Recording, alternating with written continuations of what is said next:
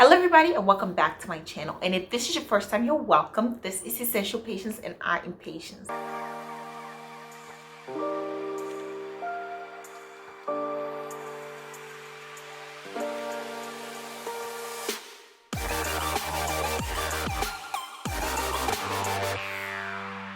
In today's video, we are doing another Stats Digest, and today we are talking about retirement. Retirement is such a big topic in the United States along with the rest of the world. So in today's video, we're going to do a deeper dive into retirement, and this is not going to be how to save for retirement. I might give my opinion at the end, but we're really going to take a deeper dive into the state of retirement in the United States, starting with what is the definition of retirement. We will be taking our definition from the Webster's Dictionary, which states that retirement is an act of retiring, a state of being retired. So basically it's the same thing. But let's go to the second definition, which says withdraw from one's position or occupancy or from an active working life. And the third one says an age at which one normally retires. When we all think about retirement, we're thinking about leaving your job with a nice pension or retirement fund, driving into the sunset, being able to wake up whenever you want, doing whatever you want, traveling the world, doing different activities. That is not always what is happening for the rest of America because of the state of retirement. So let's dig deeper to see the issue. In order to really understand, we need to look at the history of retirement in the United States, but first, even before the United States. When you read the Bible, there was no such thing as retirement. People literally worked till they die. So that means that retirement as it is modern today is relatively a new concept. Some people would argue that the reason why retirement was not possible, say 300 years ago, was because people died early. Some people would even say that basically you died after the age of 40. But as we will later see in our data, that is far from the truth. And starting with just that, we will be looking at data from the Bureau of Labor Statistics from the 1880s, looking at the percentage of the workforce that were over the age of 65, which is seen as the retirement age. The first data we will be analyzing is from the Bureau of Labor Statistics, which is giving us a historic look at the United States and the men over the age of 65, because remember that a lot of women were not in the workforce or officially in the workforce until the 1900s. So looking at this data, we can see that in 1850, 76.6% of men over the age of 65 were still in the workforce. In fact, in the next decade, that number is around the same at 76%. The highest we see is in the 1880s, which has 78% of men over the age of 65 still in the workforce. In the 1890s, we see that it is 73.8. In the 1900s, it is 65.4. In 1910, it is 58.1. In 1920, it is 60.1. In 1930, it is 58%. In 1940s, it is 43.5. 47% for 1950. 40.8 for 1960s. 35.2 in 1970s. 24.7 in 1980s. 18.4 in 1990s, and in the 2000s we have the data for the lowest participation for men over the age of 65 at just 17.5% still in the labor force. And with that, we can really see that the concept of retiring is modern. And since I wasn't really able to break this down by gender, I went with trying to break it down by race, and luckily the Bureau of Labor Statistics also has data on that, because working till you die was really the life of many Black people, especially slaves, for emancipation. Because what are you going to do? Just retire at 65 even as a slave and not work for your master? They demanded 100% of your entire life. They owned you, so you didn't have any say-so. So even if you're very old, you still had to work for them and do the work that they wanted. So we can see that Black men have really historically not had the opportunity to decide whether they want to participate or not. And this is very clear when we look at the same data breaking down white men participating compared to black men participating from the 1980s all the way to 2000, we can see that historically speaking, black men have always participated at a much higher pace in the workforce, even over the age of 64 years old. All that until the 1950s, because there was a shift and black men started being outpaced by white men over the age of 65. Right now, it is pretty comparable with white men in the year 2000 participating at 17.8% and black men being at 16.6%. So it's just over a percentage difference. And this is not just about slavery. This is also about the system of being paid. Black men have always earned less, historically speaking, have always been paid less, even for the exact same job compared to white men. So even though black women have not officially been in the workforce, they've always worked as nannies or maids and other servants in the house of mostly white people in order to make a dual income household. So it's always been kind of egalitarian compared to white households where the man went out earned and the family was able to live in a one income household. That has not been the reality for most black homes. Also, a quick read of history books will show that a lot of times black men weren't allowed to pursue certain career fields, and there was basically a ceiling for most black men as to how high they could go in their career. So even if they rised above, they were not only paid less, but there was also less opportunities, including sometimes not even being allowed to go to college, no matter how smart they were. So there's been a lot of talent that had been stifled because of the economy and the society that we lived in. So that has been another reason why a lot of black households have had a hard time building generational wealth and sustaining generational wealth for the most part. And therefore, black men just had to keep working for the rest of their lives because they were just getting paid too little, having too little opportunities to really explore and build wealth. Not to forget black codes. So if you don't know what black codes is, I wouldn't go too deep into this because I may make a whole video in the future about this. So after slavery came Jim Crow. So if you think all of a sudden everybody was just free and they could do everything wrong, there was 100 years of Jim Crow, which basically was black people being controlled. So you had to have a job, and sometimes it was a certain type of job. So in order to qualify, you had to show it. So black codes really stopped and blocked a lot of black people from flourishing the way they otherwise would have. Men in the South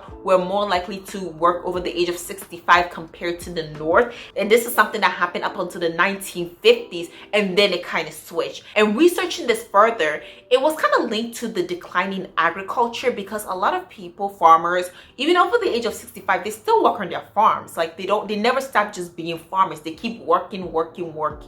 And so with the decline of agriculture, it just left less people, and therefore it decreased the number of people who were actually working over the age of 65. It could be several more, but this is one of the factors. So looking at this chart, we can see that back in the 1980s, 73.7% of people up north over the age of 65 for men were still in the workforce, whilst it was 85.2% for men over the age of 65 in the South. And moving further down to the 1950s, we can see that for the North, it was at 43.2% and the South was at 42.9%, which was when the decline really took place and it was more noticeable. But it was not just agriculture that really had this shift. It was also the widespread appeal of the idea of retirement. Between the start of the century in the 1950s, the idea of retirement became more widespread in America. It became something to look forward to. That's why we can see a sharp decline between the 1980s and by that time now it really started being that less than half of men over the age of 65 participates in the workforce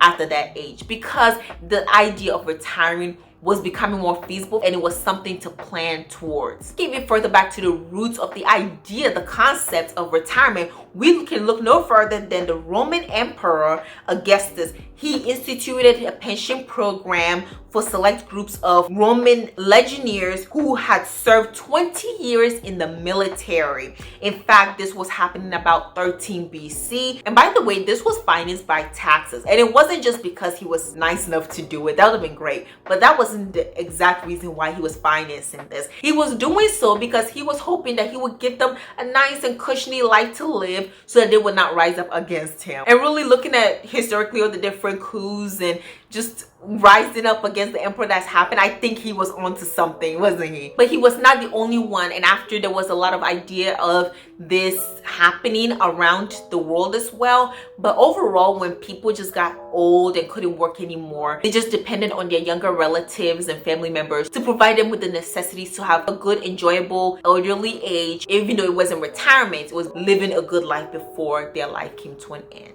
Moving on to the third part of our video, we are going to talk about the modern concept of retirement. Where did this come from? I already gave you an idea that it came at the turn of the century in the 1900s. So looking more into that, we can pinpoint around the time of Industrial Revolution for the concept and the ideas of retirement, modern day retirement. A lot of people were moving away from the countryside and agriculture, and things were becoming more produced in factories. There were different booms happening all the time. You can think of big names like Rockefeller that happened in the Industrial Revolution, as well as just even cars, the conveyor belt, things moving into factories and away from farms. That was what the Industrial Revolution brought, and it happened a lot in the United States, but also all over the world. So in the year 1889, German Chancellor Otto von Bismarck, I hope I said the name right. I could butcher some names. He is credited for the modern concept of retirement because he was paying off people over the age of 70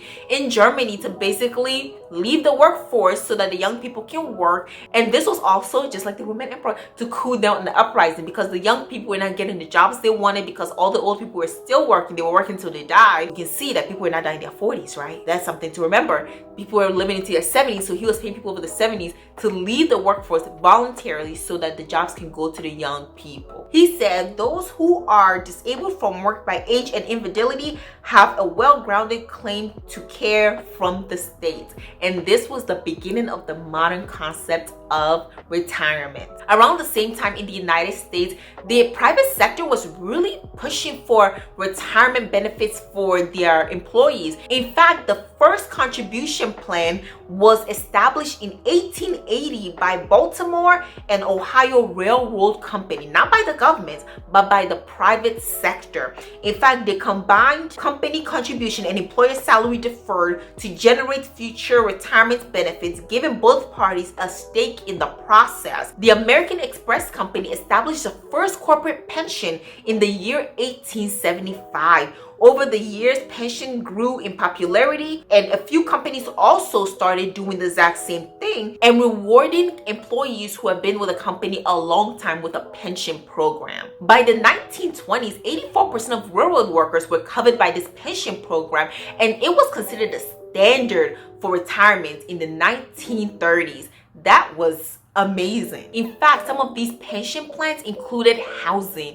Can you imagine retiring and your company is providing your housing? Amazing. And while the private sector was really building and pushing this idea, the government was kind of catching up, because by the year 1935, the idea of getting older people to like quit their jobs and have the young people have their jobs so that the workforce would be not filled with older people and the young people just uprising. A Californian, Francis Townsend, proposed a plan offering compulsory retirement at the age of 60. This is compulsory, like it was not something you volunteered to.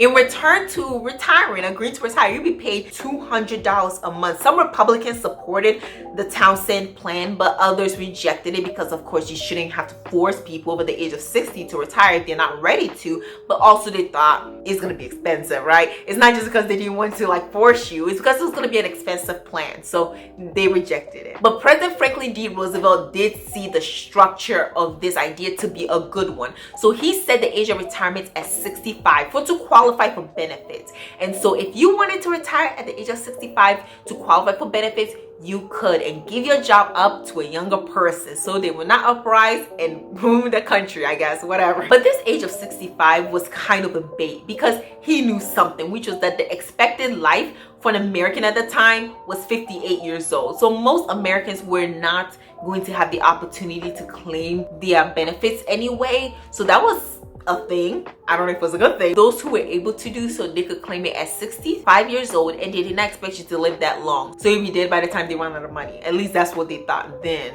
Now it's a whole different story. The Social Security system also expanded to include people who had disability and as well as other needs, provided them with the help they needed. But it is also important to realize that time the life expectancy, like I said, was 58 years old. Today it is 76, and in fact today is lower than it was at its peak back in 2019, which was at 79. A Harvard University study documented this decline according to different race and gender. So let's go through it for a minute and really study to see what has happened over the past 3 years. So today, with the average life expectancy of an American being 76, we can see that for white Americans, it is at 76.8, so slightly above. Black Americans are below at 70.8. Asian Americans have the highest life expectancy at 83.5 years. Hispanic Americans have a 77.7 years life expectancy, which is also higher than the current national average. And Native Americans have the lowest life expectancy in the country at just 65.2 years old. Comparing genders, men tend to be outlived by their female counterparts because the life expectancy of men is about 73.2, while for women it's at 79.1. We can see that a lot of companies today have moved away from pension plans and focus more on 401k plans and even IRA plans. So let's move on to today, what retirement look like in terms of retirement accounts. So it is not uncommon today to hear about a traditional and a Roth 401k, traditional and Roth IRAs, TSPs, and even HSAs. We throw that in there because it can be used as a retirement plan. I will not be going too much in depth into each because I have a whole video on 401ks, IRAs, and HSAs for the year 2023. Check it out. I think it was a really good video, but we're just going to go over when they were established, and basically I'll give you a good amount of information to really see what you can do with it. So starting with a 401k, there's a traditional and a Roth version. The traditional version was established back in 1978, so a good few decades after Social Security was implemented, and we can see that the Roth version was implemented just in 2006. With the traditional version, you can contribute pre-tax money and benefit from tax deductions as well as having money grow into accounts, but you will pay taxes once you reach the age of 59 and a half. All these have the age of 59 and a half on there without any penalties. With the Roth version, you contribute after tax money. The benefit is that the money grows tax-free because you pay the taxes now, and then by the age of 69 and a half, you can take out the money without any penalties and without having to pay any taxes. Moving on to the IRA, the traditional was established back in 1974 and the Roth version was established back in 1997. So with the IRA compared to the 401k, you contribute much less, but it works the same way. You contribute pre-tax money and for the traditional and after-tax money for the Roth. Again, watch that video. It goes more into depth as to how much you contribute, the timeline, the breakdown, the growth. It's more detailed, but today we're just focusing on these. And a big benefit of the IRA is that you can open this on your own for the Roth IRA. So I didn't have to open it with my employer, whilst 401k oftentimes goes with the employer. Next is the HSA, which was established back in 2003, which I should have mentioned. The IRA is an individual retirement account. The HSA is a health savings account, and there's an individual plan, there's a family plan. Again, I covered all that in the other video. So with the HSA, it is not strictly a retirement plan, but you can use it as such. You can contribute the money, you can invest the money, and then use the money on medical expenses, which most people would need to do something medical once they grow older and reach the age of retirement. What all these accounts have done is that it has made the employee the driver for their own retirement. So the company is not responsible for your retirement, you are. And this is a good thing, but also it can be devastating to a lot of people because, for example, the 401k, you have to open your own 401k with the company. You have to elect to contribute your own money. So if you don't and you decline not to open a 401k, you not only forgo saving your own money for retirement, but also wherever match the company offers, which over half of companies do offer some form of employer match, you are forgoing all that money. You look back and you look at all that money you did not take advantage of. It really affects your retirement in terms of not being able to ramp up enough savings to have a good retirement.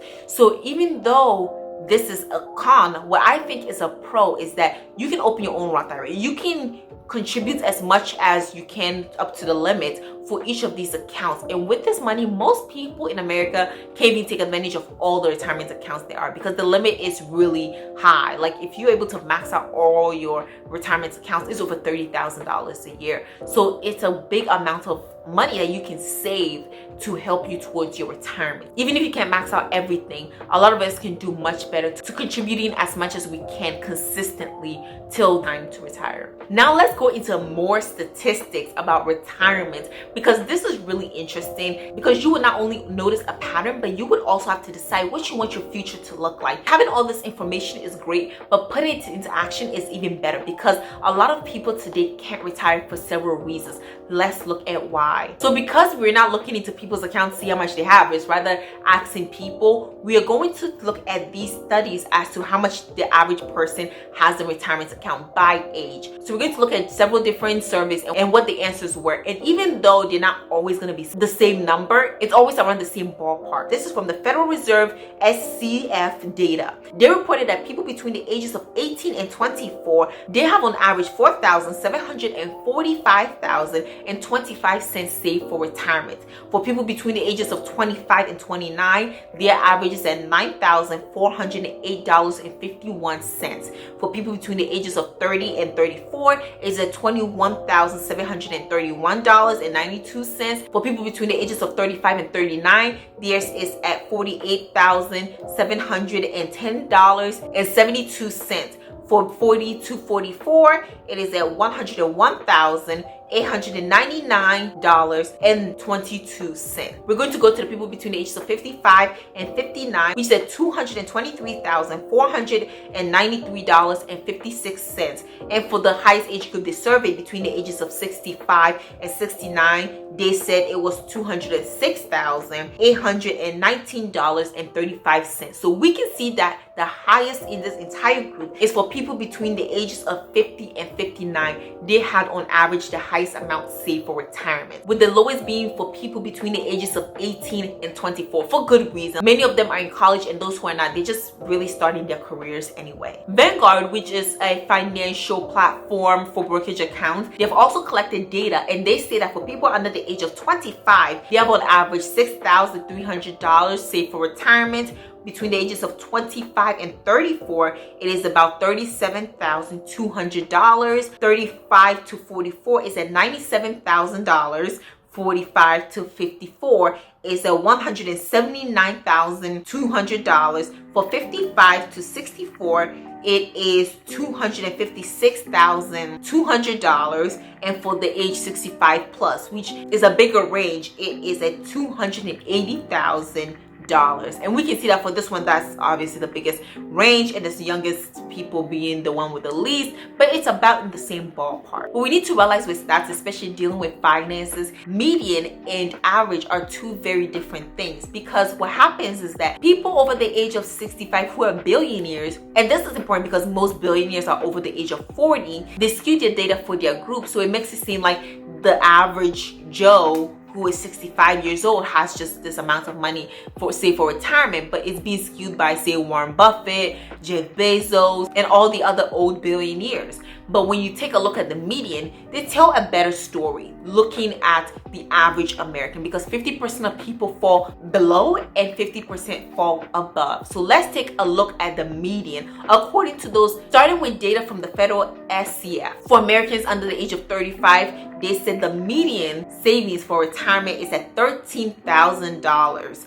For people between the ages of 35 and 44, it's at $60,000. People between the ages of 45 and 54 is at $100,000. For 55 to 64, it is at $134,000. For 65 to 74, it's at just $164,000. And for 75 plus, it is at $83,000. And you can see that that is a much different story than we got from the average. None of these figures is above $200,000.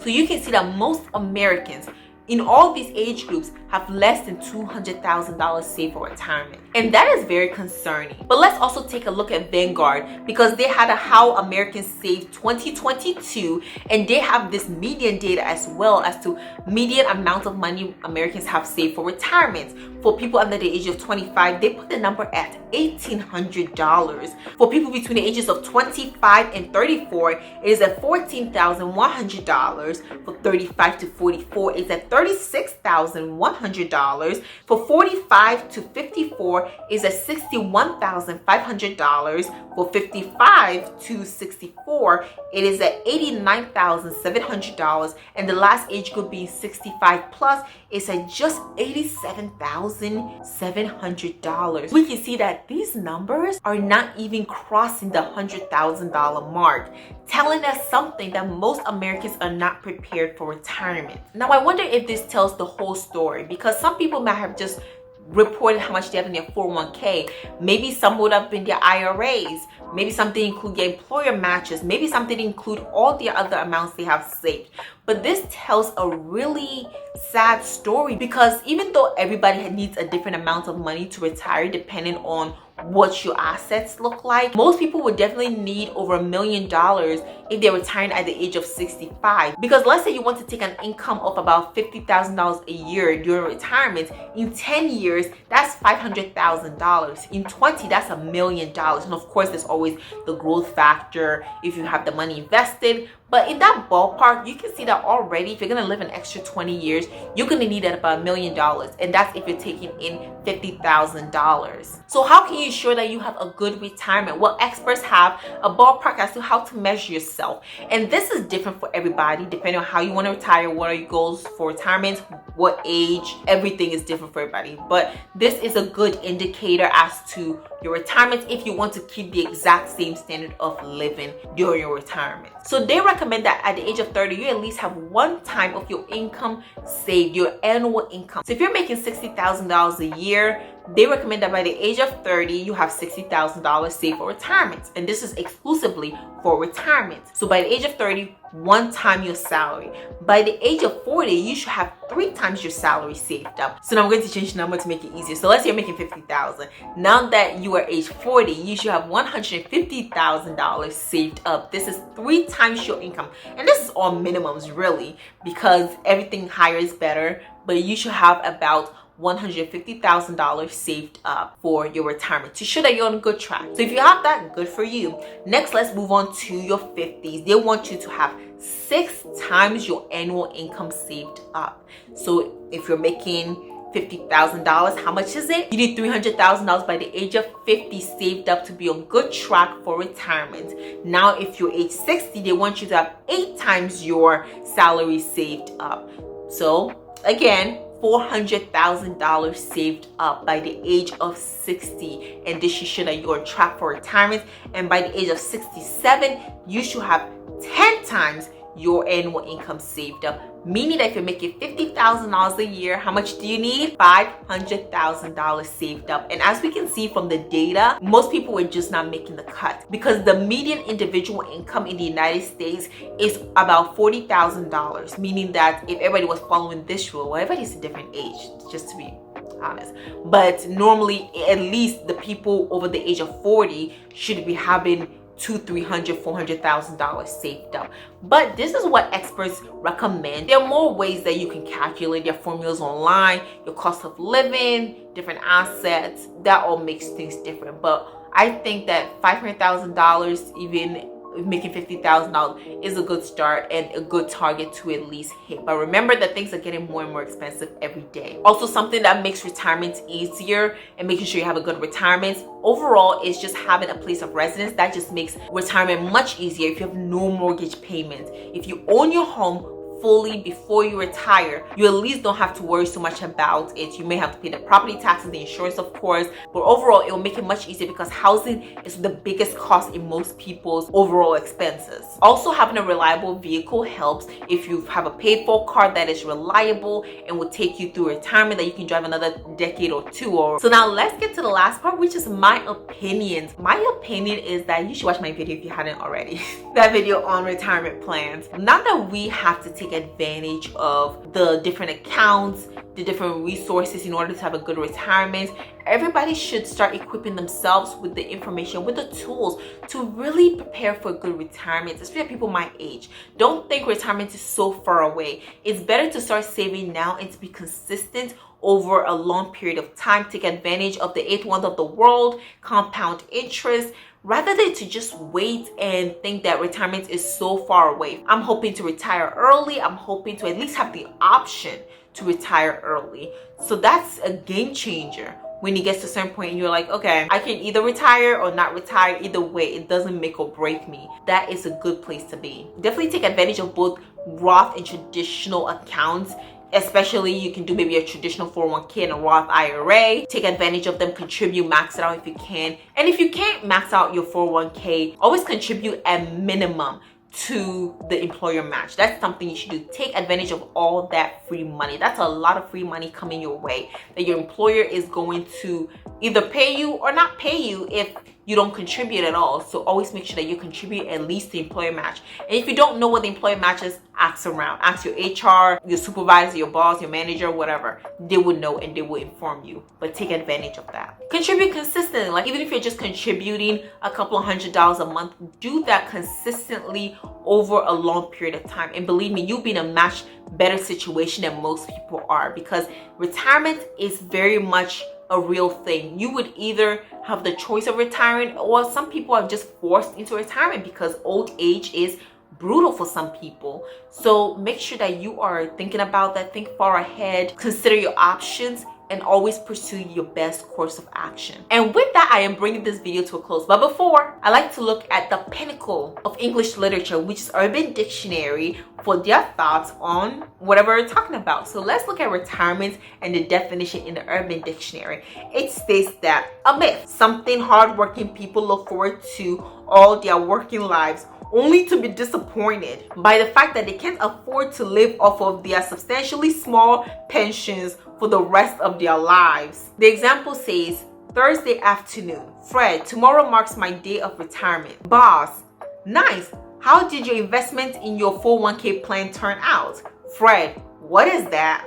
Boss, see you Monday, Fred. We don't want to be like Fred, who did not contribute and invest his 401k. And with that, I am bringing this video to an end. Thank you all for coming here, learning with me. It was such a process about learning the history of retirement and deep diving into things of the past and learning more information myself. I want to keep learning about retirement because it's something that I hope and pray that would come for me. So I hope that you took something from this video as well. And if you did, give this video a like, subscribe to my channel if you haven't already, leave a comment. What age do you want to retire? Are you one of those people who want to retire at 30, 40, 50? Let me know, and leave a comment about something that you learned this video, because I really hope it was helpful. And with that, ring the notification bell, because I post 2 videos a week on Tuesdays and Fridays. Come over and see what I'm chatting about. So thank you for watching, and see you in the next one.